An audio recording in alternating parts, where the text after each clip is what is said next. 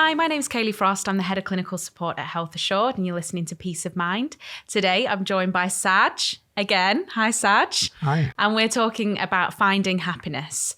Now, Saj, you're well-versed in the world of the podcast recordings now, so thank you so much for joining me again. No problem. And thank you so much for the preparation, if anyone can see this on the table. Saj has come very, very prepared. But we're going to talk about happiness. And this is a really broad brush topic, but we're going to go straight in by getting your definition of what happiness is, Saj. Yeah. I think when it comes to happiness, I think it's such a big subject. Because when you ask me, talk about happiness, I'm like, happiness? What do you want to talk about? But I think once I've started doing some research or looking into it, it's quite fascinating, actually. That's why I got all these sheets here in front of me. But when you say what is happiness, I've got a couple of definitions. Yeah. Okay. So when it comes to happiness, some people will say it's kind of feeling or showing pleasure or contentment. Mm-hmm. Some will say it's like a positive emotional experience. Yeah.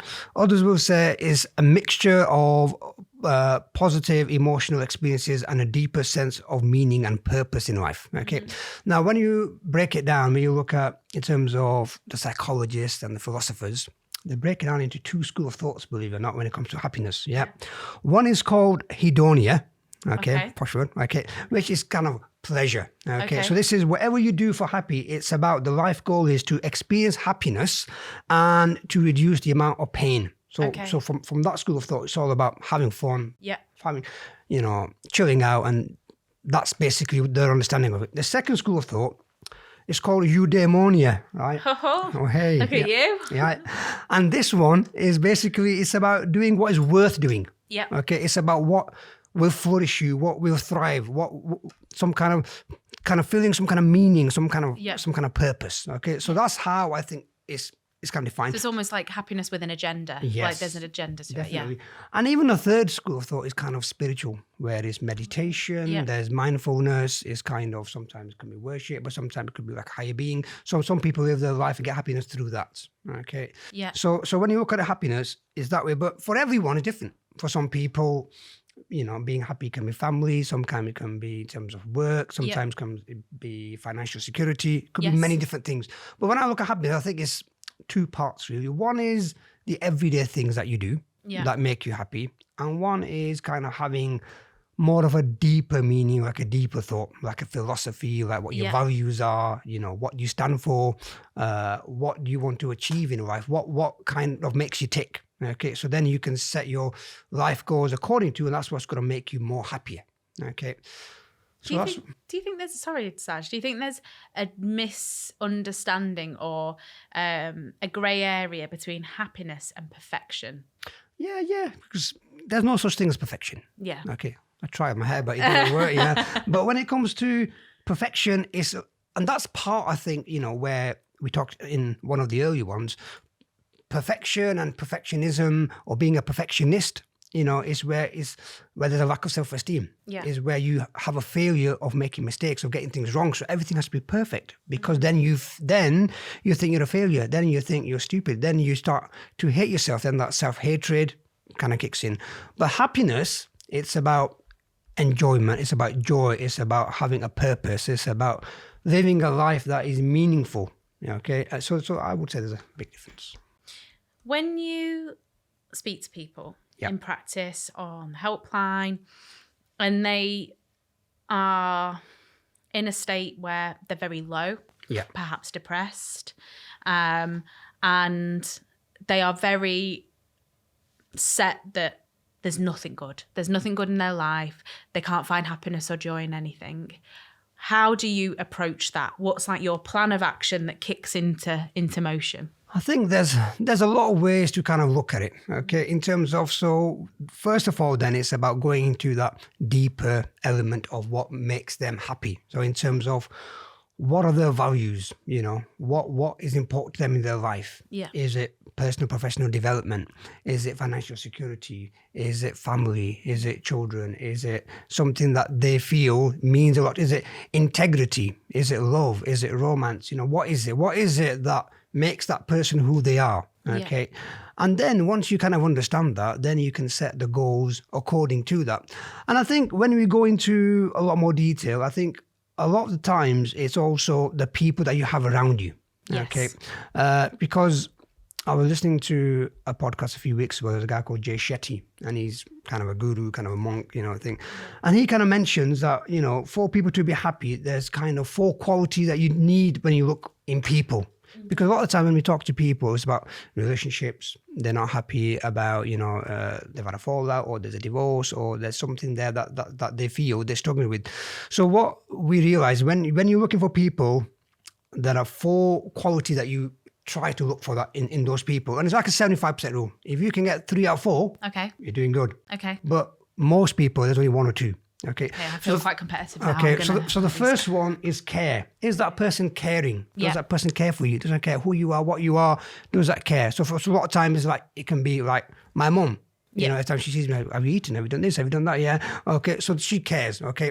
The second one is being competent. Yeah. Okay, so if I wanted advice on social media, I want to go to my mum. Okay, as much as I love her. Okay, so has that someone got a skill that you can go to, whether it's IT, like if I want to do like a podcast, has that person got that skill or competency to help me? Yeah. The third one is character. Yeah. Okay, so, because sometimes you could be competent, but you could be a bit of a rubbish person. Okay, has that person got empathy? Has that person got, compassion? Has that person got understanding? Okay, and the fourth one is consistency. Yeah. Okay, you could be competent, you could be caring, okay, and all that, but they're never there. Okay, so consistency, is that person consistent? So if I need to speak to someone, they're always there. If I need to kind of, I'm actually moving my house, they'll be there. Or I'm having a bit of a hard time, they'll be there. So when you're looking for people, but I think the key thing here is not to look, he's caring, but he hasn't got this. So it's focusing on what they have got, not what they haven't. And then looking at the people in your life and say, right, how many of my people, my partner, my friend, my parents, how many do they have these 4 qualities? Yeah. And it's a 75% rule. Most people have probably 2 or 3.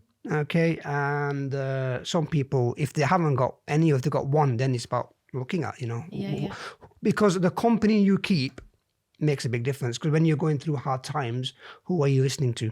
Who is influencing you? Yeah. And if it's the wrong people, the wrong company, then you got to go with your gut reaction. Then you got to do what works for you. Yeah. Okay, so. But you're thinking, right, my boyfriend. Literally, yeah. Oh, no one's 4 out of 4, unfortunately. But so thinking about like what happiness is, do you think that, again, that misconception? So is it happiness or perfection? People think happiness is about tangible things, material items, achieving something that they can, like hold, touch, whatever. But happiness should be seen as a sense almost. Yeah. Do you think? I think when you look at that, I think the important thing is, what stops us from being happy. Yeah. Okay. If you look at the obstacles of happiness, it's fear.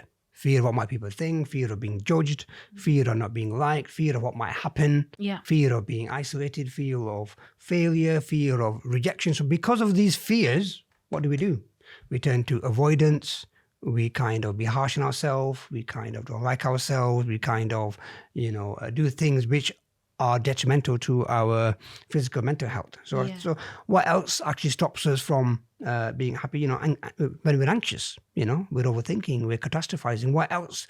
Negative thoughts. You mind read what people are thinking. You catastrophize. You jump to conclusions. Okay.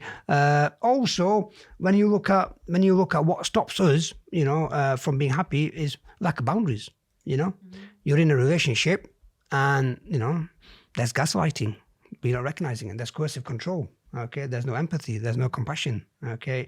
They kind of belittling you. They're doing these things. It means that boundaries are being broken. Yeah. And that's another reason why you're not happy, but it's what's stopping you from being happy, because then that could lead to because of these things, there's trauma. Yeah. And then there's a lot of symptoms there.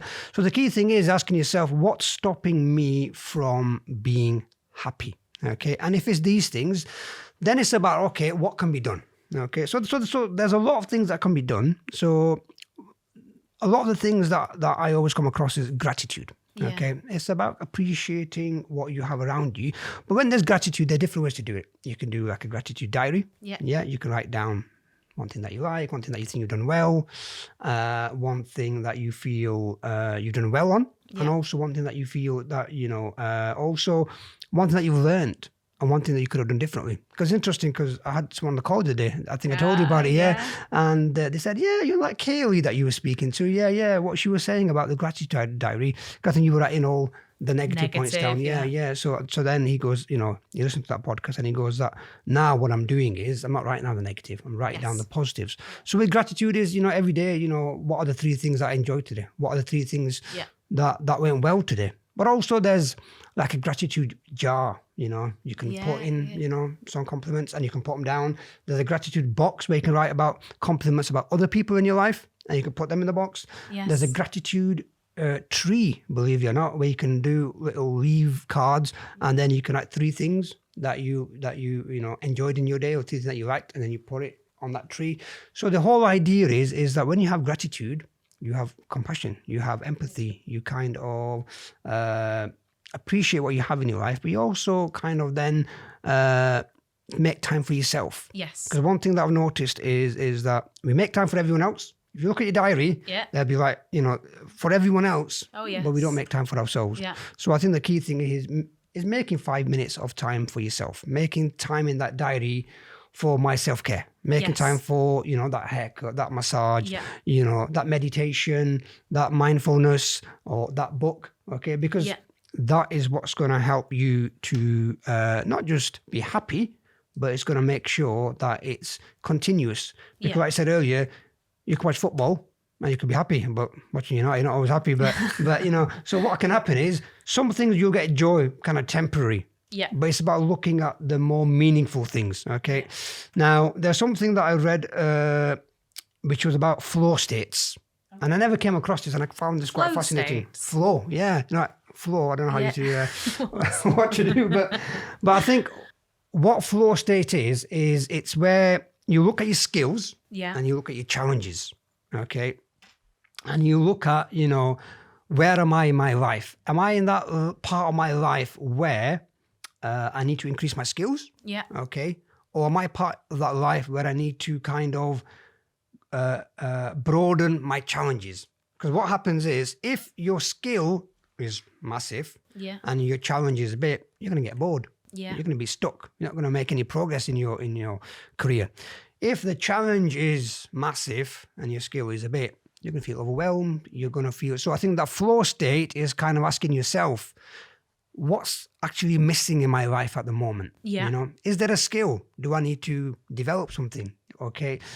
Or do I need to challenge myself more? Do I need to get out of my comfort zone? Do I need to get into that feed zone?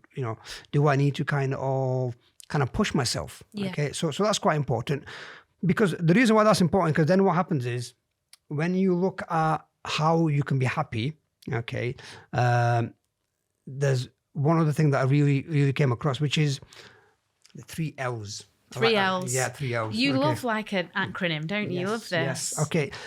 And I could really resonate to this, which was one is learn something. So learn. Yeah. So every year or every month or every week, learn something. Okay. Whether it's a skill, whether it's something that you feel will develop you. Okay.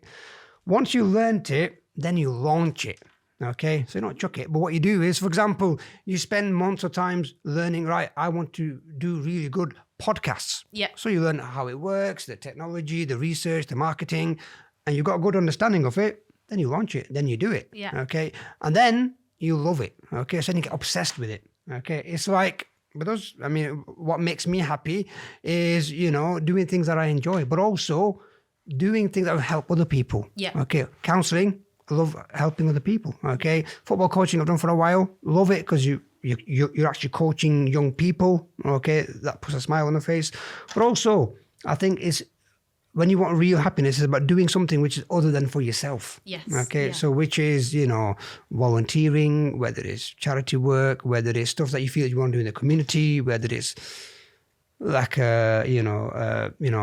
there's trash on the streets. You want to clear that, because what that does is goes back to gratitude, because you're doing something not just for yourself, you're doing something that makes a difference to other people, and it makes a difference to your community, and it makes a difference to your society. That's like one of the key, because like the NHS and stuff have the 5 key ways to well-being. Mind have it as well. It's something that we talk a lot about, and give. That is the act of giving, whether that's giving money. That's fair enough. If giving money to charity, giving your time, that's it. Giving your time and your attention, and you can never really do that without still feeling some kind of warmth, return, because you've enhanced someone's life in some way. You're putting yourself out, but it's not really putting yourself out. You're doing something that is giving you a return on investment, on your time and your presence and stuff. It's a really good way of looking at it. Yeah, because if you do something it's just like when we talk about self-compassion. Yeah. Okay, because that's another thing that kind of stops us from being happy. Yeah. Because we put pressure on ourselves. Something goes wrong. Well, I'm stupid. I'm silly. Look at me. I'm da-da-da. Okay. When you look at self-compassion, it's about being kind to yourself. And I think one thing to take away is just imagine for a moment if you spoke to yourself and you treated yourself the way you would treat someone that you love the most. Okay, so if it's your partner, if it's your dad. Now, if your dad's made a mistake, you're not say, "What are you doing, man?" You won't, would you? You've not met my dad. Or if it's someone who for example, wants to eat. If you say, "Well, I want to lose weight, but I want to eat, 3 donuts for breakfast." Yeah. Okay. Now, the way to look at it is the person that you love the most. Whether it's your mom, your dad, your sister, your brother, it's about saying, I want to treat myself in the way that I would want them to treat themselves. Okay. Because if they had 3 donuts every morning, they're not going to be here for long, are they? Yeah. So it's about saying to yourself, is treating yourself like you would treat others. Because if you want empathy, show empathy to yourself. If you want compliments from others, give yourself compliments. You make it, sorry to interrupt there, Saj, you make a really good point. And again, that's something that I resonate with, because I spend a lot of time, we work very closely. I spend a lot of time giving to others and empowering others and, giving great feedback and complimenting others. And there are times when I'm not feeling particularly good in myself and I can be really self-deprecating. And the amount of times my other half will say to me, like, do not talk to yourself in that way. Like, you treat yourself awfully. I'll look at myself and be like, oh, look at that disgusting slob. Really self-deprecating and be like, oh, and he'll say, you look nice today. And I'll go, oh, no, I look disgusting. And he's like, well, you just stop talking about yourself. And that's when I'm not in a good space myself, and you just become quite awful to yourself. But that can really go out of control, and you could really start doing, harm to yourself. You can. And I think there's something that when I was reading the other day was called the kindness model. Okay. There's a lady, you can YouTube her, it's called Sharu Izadi. Okay. She's kind of behavioral guru person. And so she's wrote a book called The Kindness Model. Okay. And it's about, to be happy, it's about being kind to yourself. Okay. And I think what she kind of mentions is kind of, it's like, how quick are we to kind of forgive ourselves? So for example, you're at home with someone and they've done something, they've accidentally bumped into you, or they've done something wrong, they'll say, sorry, you say, it's okay. You'll forgive them, okay? I hope, okay? Yeah, I would. Just... Okay, now, but what do? We do something wrong, or we make a mistake and we mess something up.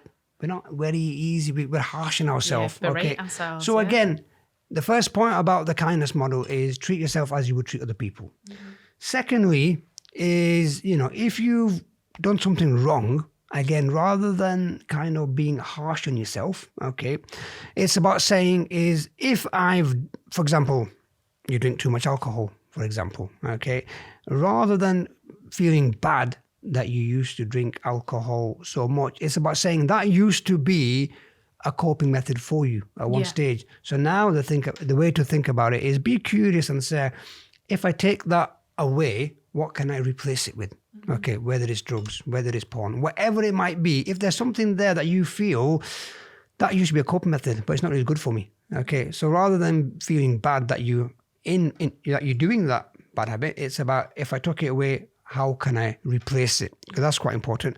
And I think the third part is, and this is, I think, the most important point, is when you are trying to make change and you're trying to improve, is preempt the fact that it's going to go wrong.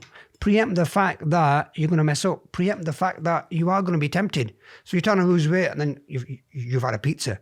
So rather than beating yourself up, it's about saying, I've had a pizza, it's okay, but I've lost a lot of weight, I'm making progress.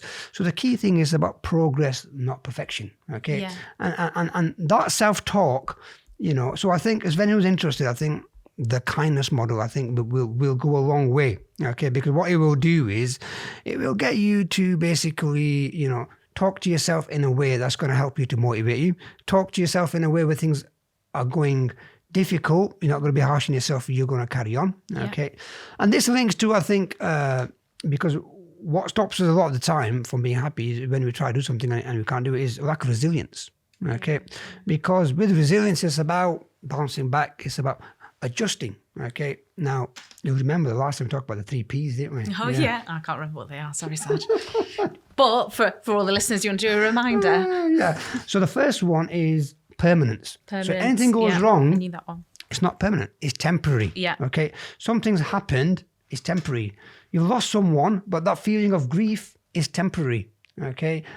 Your partner's left you, they've left you, but that feeling of grief and that separation is temporary. So whatever you're going through, the problem is not going to be there forever. It's only going to be there for a short period. So first thing is to bounce back, is say to yourself, that's only temporary, not going to last forever. Secondly, it's the biggest word I've ever used, which is pervasiveness. Okay. Biggest word you've ever used. Okay. And that is, don't blame yourself when something goes wrong. Okay. Meaning that, if you're not good at something, rather than saying, well, I'm rubbish at everything. I'm crap. No, it's you're just not good at one thing. So turn that limitation into a strength. Okay. And the third one is personalization. Yeah. Which is, don't make things personal to yourself, okay, but focus on things in your control, okay?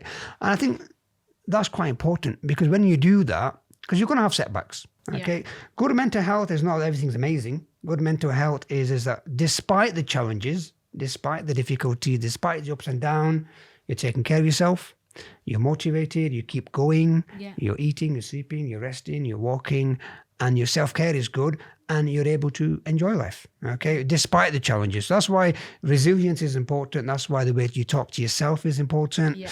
That's why, looking at your skills, looking at your challenges is important. But also that's why having that gratitude is also important as well. Yes. So I want to talk about the gratitude. I'm going to strip it back because there's so many branches to finding happiness. And I think if you go back, if you're not sure where to start, you don't know what happiness means to you. I think if we go back to that gratitude point, that is going back to basics and focusing on the small things. Because you're right, you mentioned happiness might be for you financial stability, but you can't just go, I want financial stability, and then poof, it's appeared. There's going to be lots of steps potentially to get to that, but you need to focus on what is in your control whilst you're working on those longer term gains. It could be happiness to me is being 2 stone lighter, or whatever, lower blood pressure, and those things, but you've got to take little steps in life to get there. But just because you've got that end goal of what you think happiness is, you need to, I think, focus on the here and now and those little things that do give you brief, like bursts of joy, because if you're doing more of that, you're going to have sustained feelings of joy, which will feed into overall happiness and help you get to what your idea of happiness might be. So I think gratitude, and we talked before about the gratitude stuff, and I've struggled to get on board, and I found difficult ways. I'm sure lots of other people have the same thing, but it's tuning in to what those little things in the day, your days, your daily habits are. Like, it is, because is it a cup of tea, a sugary cup of tea first thing in the morning that gives you a bit, like those little things, and being grateful and reminding yourself of those things. And I think if you had a difficult day at work, everything's gone wrong. Yeah. So rather than going at home and, sitting there and feeling sorry for yourself and forcing yourself to watch United or whatever it might be, it's about saying, okay, when you look at gratitude, you look at, okay, what were the 3 positive things that happened today? Okay. What did I enjoy today? What was I actually good at? Okay. But also, what did I learn about my day today? Why was I angry? Why was I miserable? Why was I a bit down the dumps? Yeah, so you need to do some reflecting, don't you? Yeah. Self-reflection is massive. Because if you do that, then, and a lot of the times I think, and I do this as well, and I do this sometimes on the way back from work or on the tram, and it's like I talk to myself. People might think this guy's a bit bonkers, but I think that works for me. Because what I do is, like, if I've done this podcast, I might go now, have a kebab or whatever, and then what I might just think is, that was okay. I didn't say this, I forgot about this one. So I'll reflect on it. And I think if you reflect on it, you will look at what was positive. You will look at what I could have improved on. You look at what I could have done different, and you'll take lessons away from it. Okay. And I think that is, and with gratitude, and I think whether it's a gratitude diary, whether it's a gratitude box, whether it's a gratitude tree, whether it's a jar, just do one thing every day. Okay. And just dedicate that 5 minutes. And I think a lot of it is also if you want happiness, a lot of time is when you speak to gurus and people who work in this field, meditation comes up quite a lot. Okay, yeah. Meditation is kind of massive. So with meditation, you can do it in different ways, really. I think sometimes it's kind of breath work, breathing techniques, 7-11 square breathing for 4, breathe out for 4, progressive muscle relaxation, where you can tense each part of your body. So one is breath work. Secondly is visualization. Yeah. Okay, close your eyes, visualize a beach, you're floating and everything's cool. Do you do that with yourself or do it with clients? Well, I do with clients quite a lot, because especially when it comes to trauma, I do that quite a lot. If you're feeling triggered, you're traumatized, because with first stage of trauma recovery, it's about feeling safe. So I always talk about, what is your safe place? Is it your home or is it some other location? Also, when it comes to feeling safe is, what object, when you look at it, does it make you feel safe? Because then it grounds you. Okay. What kind of grounding technique? And also the visualization is quite important. Close your eyes, because it's about feeling safe. It's about, you're on the beach, or you're in the Bahamas, or Man United have won the quadruple, right? That's a visualization. That's a dream, isn't it? So things like that make you feel happy, that make you feel safe. Yeah. So, and the third part is kind of mantra. You can say things in the meditation. And sometimes people do it from a religious perspective. I mean, if I look at my dad, he might not use all these words, meditation, mindfulness, but he prays 5 times a day. Yeah. Okay. Some people will kind of use worship, religion, that works for them. Yeah. Okay. So the important thing is asking yourself, what's going to give you that peace of mind? Yeah. Because sometimes you can have a car, we speak to a lot of clients, they're saying, I've got everything that you can imagine. Yeah. I've got a Mercedes, I've got a mansion, I've got everything, but I'm not happy. Okay, that's because there's no self-compassion. That's because there's anxiety. That's because there's fear. That's because there's insecurity. That's because there's no self-esteem. And you can have everything in the world that's material, but if you don't have these requirements, if it's not coming from within, so then what happens is that when you have a setback, what do? You're not resilient. And then when you're anxious, you start overthinking, you start catastrophizing. So the key thing now is also, it's about focusing on things in your control. Okay. And we talk about self-compassion and being kind to yourself. And I think in one of the earlier podcasts, we talked about positive affirmations. I think you remember that one. Yeah. That's quite important. Okay. Saying things about yourself. How often do we kind of say you might say, I bet in your day, to a lot of people, oh, you did well there. You did well today. 100 times. But how many times do you say it to yourself? -3. Exactly. So I think the thing is, you can do it in different ways. Yeah. You can write it down, okay, or you can stand in the mirror, do your hair, put your makeup on, do what you do, right? I'm kind. What you do? Yeah, try not to put makeup on, but I'm kind. Yes. I'm caring. I'm amazing. I'm hardworking. I've got a few written down here actually. Are these your affirmations? No, I kind of Google these. Yeah, it's I am resilient. My voice matters. I can do this. I am work in progress. I'm in charge of my choices. I'm beautiful. I'm hardworking. I'm smart. I like me. I'm enough. Yeah. So these kind of things, the more you say them, what's going to happen? That self-worth, that self-belief, that self-esteem, that self-respect will grow. Okay. With these as well, so if someone is uncomfortable, so I'm someone that's uncomfortable with saying that, feel a bit silly doing that. I mean, sometimes I'm like, come on, Kayleigh, you can do this. So what I've just started with my other half is we tell each other things that we like about each other, that we find attractive in another, or that we're really grateful within one another, about one another. And it's to push me to feel uncomfortable, but feel comfortable in that discomfort. When he's saying things to my face that are like a list of 10 things that he loves about me or whatever, and I'm like, oh, and it's easier to say it back, but he makes a conscious effort of getting us to sit down and do that quite regularly. And over time, it's less uncomfortable. We've gone through periods of time of not doing that and then just started doing it recently again.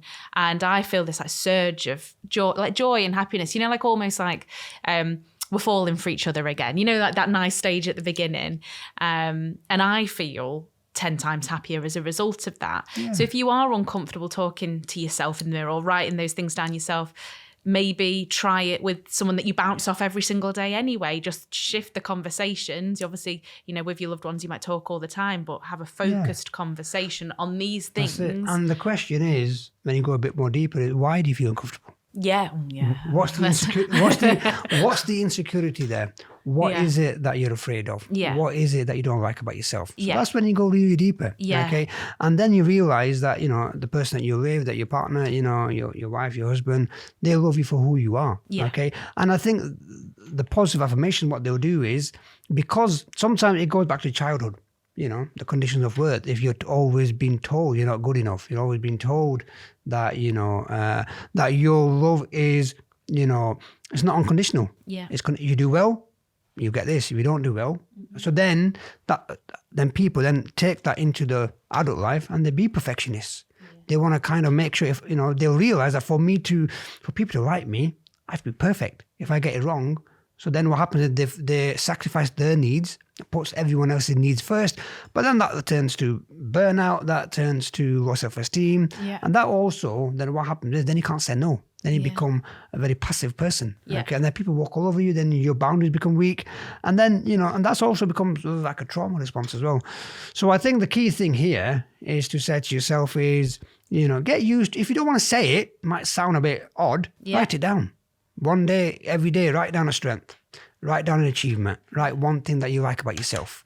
Go back to the gratitude, write down, put it in a box. Yeah. And then in a month, 2 months, 3 months, and you look about all these things that you've wrote about yourself, you think, whoa, okay, that's me, okay. And that might fill in the gaps as well, where you think you're constantly chasing something that you think is happiness. And actually, when you reflect back on all these things that you wrote down every day, like your happiness you were being fulfilled every day by these bits and these feelings and these interactions that you had. And that kind of, like retrospectively, like, well, I need to stop chasing for that next thing that I think is happiness. It might actually just be perfection that's unattainable. And actually, I've got a lot to be thankful for and a lot to be grateful for and a lot to be happy about. That's a good point because we see that in a lot of clients. Yeah. They're always chasing the next big thing. Yeah. That's because that they think is going to be happiness. It's because something is missing. Yeah. What is missing? Okay. And sometimes it could be that lack of self-esteem. Sometimes it could be that, lack of self-compassion. Sometimes it could be the values, they're not sure or they need to work on. Sometimes it's kind of self-care. Sometimes they might neglect themselves and they put everyone else's need. And sometimes it could be that, there's a lack of, they're anxious, okay? And sometimes it's that, they don't know what they want, okay? Yeah. So I think with the happiness, I think the important thing to say is it's different for everyone. But I think asking yourself, what makes me happy? Okay, short term, but what makes me happy, long term. But also in terms of happiness, when I look at my happiness, what is it based on? Okay, and how am I going to get there? Okay, so going back to, the flow chart is about kind of saying, right, let me look at my skills and let me look at my challenges and let me look at, and a lot of the times what we kind of forget is we forget to do the basics. Yeah. Okay. And I think self-care here is massive. Every time we talk about self-care, but self-care sometimes we think is selfish. So we don't really think, and I think something interesting I heard the other day as well when I was listening to something is what we do is we won't tolerate if someone else was, you're not having a shower or you haven't washed your hair or you do an 18-hour shift. We don't want them to go through it. But I'll be all right, okay? Yeah. So we're okay to kind of suffer ourselves, and we're okay to kind of put everyone else's needs first. But then we forget about ourselves. Soon as you start to neglect your self-care, that's when your mental health starts to deteriorate. That's when you start recognizing you start being angry, you start kind of being anxious, you start overthinking, you start being and then you start being irritable, and then you kind of get in that shell. And then so that's why self-care is massive. Self-care is massive. Gratitude is massive. Self-compassion is massive. You kind of focusing on your strengths and achievements is massive. Recognizing, what your skills are and what your gaps are is massive. Yeah. Meditation is huge. Okay. So all these things, if you put them together, you've got a chance of being happy. You know what I mean? Yeah. So it's not a quick fix. Okay. It's looking at, doing something every day. Yeah. Doing something on a regular basis. Like for me, what makes me happy, like I was just about to ask you that. Yeah. You've stolen my line there. Good one, Taj. Yeah. Yeah. What is your because definition? I spend a lot in my life. Spend a lot of time kind of doing things which I enjoy doing. Yeah. It's a passion, but then it's kind of sharing it to everyone. Okay. Yeah. So for example, I've done like a magazine when I was younger, like an editor for about 10, 15 years. We talk about social issues. Yeah. Doing it free on a voluntary basis. Why? Because that's my contribution to kind of, help people in my community. Okay. Football coaching, same thing. Yeah. I've done shows on the radio for many times, but month of Ramadan's coming around the corner. Okay. Of course, yeah. And I always do, a show on there and we talk about all the social issues. You do stuff like this as well, Yeah. You are I feel like very fortunate to have a job that you are so there's so many people out there that are not passionate about their jobs. And you do it, you get paid for it, but then you do all these other things to share your knowledge and your love. Happiness is. You got a passion and you want to share it. And if you have because I used to work before, I didn't used to like my job for a long time. Mm-hmm. Now, if you can imagine what can be more better than doing a job that you enjoy. Yeah. That's passion. And we haven't really gone into detail today about work. But because when we talk about happiness, if you're in a job that's not happy, you're in a job you're not appreciated. Yeah. You're in a job that you kind of, there's too much to do, okay, and there's not any appreciation. What's going to happen? It's going to have an impact on your physical and mental health. So then it's about looking at that work. Am I passionate about it? Does that work give me a break? Does that work? Do people appreciate me? Do I enjoy what I'm doing? Do I believe in the philosophy of that organization? And what am I getting out of it? What is it doing to my physical mental health? And what I always say with work is, it's not just about you don't like it, you leave it. It's about perspective. It's about mindset. Okay. Yeah. And I think here it's about the growth mindset. Yeah. Okay. I don't know if we're running out of time, but I think just one last point which I'll mention is the growth mindset is quite massive. Because when you look at the growth mindset, is look at what you can do. Not what you can't. Because some people say, it is what it is. I ain't going to get better. Let's just plod along. No, it's about getting the best out of yourself by hard work, by changing the way you're thinking. You're making a mistake, you learn from it. You're getting feedback, as long as it's constructive, you're going to learn from it. And I think with the growth mindset also, it's about asking yourself, if you've gone through anything in life, you see the challenge. And you ask yourself, what am I learning about myself from this experience? Rather than letting this experience using that experience to beat myself up or put myself down, what have I learned about myself? What is it about me that needs to change? And what is it about me that I need to do next? If you can do that on everything, then you won't blame yourself. You won't blame anyone else. You won't feel sorry for yourself. What you'll do is you'll learn from that experience. Okay, it's not permanent, like we talked about before. And then you look, okay, do I need to focus on my self-care? Do I need to kind of have a better routine? Do I need to be more kinder to myself? Yeah. Do I need to be more control of my emotions? Do I need to have more fun? Do I need to go on holiday? Do I need to take a lot more breaks, etc., etc.? Yeah. Okay, if you can do that and you adopt that growth mindset, because part of it is called post-traumatic growth. Something traumatic's happened. How can I use that trauma not to let it eat me up, but no, how can I use that trauma to get the best version of myself out there? Okay, and if you can do that, you're going to be happy, aren't you? Oh, God, I feel like I'm pumped up now. I'm going to write 16 gratitude journals when I get out of here. All positive, Saj. Well, I think, can you believe how fast that time's gone? And I know that you could talk for another 2 hours. I've only got going, yeah. So, in a nutshell, I mean, there's so many arms of finding happiness, but there's a few key takeaways.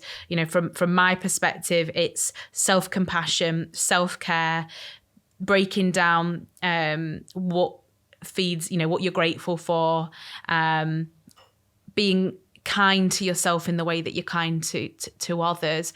These are, you know, key ways to feed into what happiness is. And happiness isn't perfection.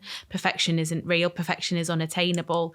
It's about being grateful for what you've got, or what you could do just to get, you know, a little bit more of joy and appreciation out of life. I think there's so much that I've taken away from this. I'm sure people that are listening have made a few notes as well. And what I would say is that, you know, last words, which is, you know, look into the subject. Research it, because if you kind of to go onto YouTube and finding happiness, you know, millions of things come out there. I actually watched this podcast, Diary of a CEO. Oh, yeah. Amazing. And he's done about 110 episodes, and he always interviews the best people on there. So if you want to know about happiness, that's just one podcast. This is the same kind of thing. Yeah, ours is a bit better, but, you know. But I think, you know, look into a subject, research it, understand it. Just like anything, if you have a better understanding of it, you'll know what it is, and you'll know what you need to improve on. And it's all about improvement. If you keep improving on a daily, weekly basis, you know, it's doing... I won't go into any of the points, but I think it's doing something on a regular basis. If you do that, making it habitual. That's how you're going to change. And, you know, if anyone here has got access to Health Assured, if you don't know where to start, call up the counsellor. I mean, maybe you'll get through to Saj.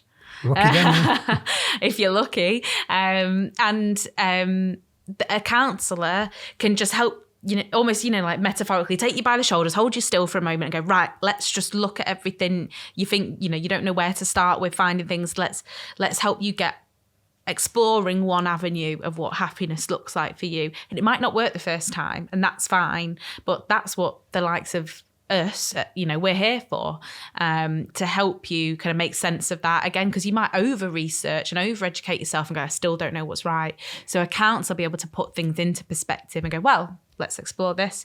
That's not where, let's explore this, and help set you on, you know, a bit more of a structured path if you feel like there's stuff flying around all over the place.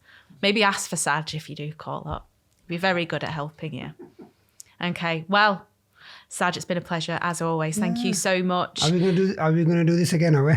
Oh, 100%. You're my series regular in every single round of them. No, I've enjoyed it, and I think it's a very important topic. Yeah. But I love having conversations with you in it. So. Oh, you see, you make me happy, Saj.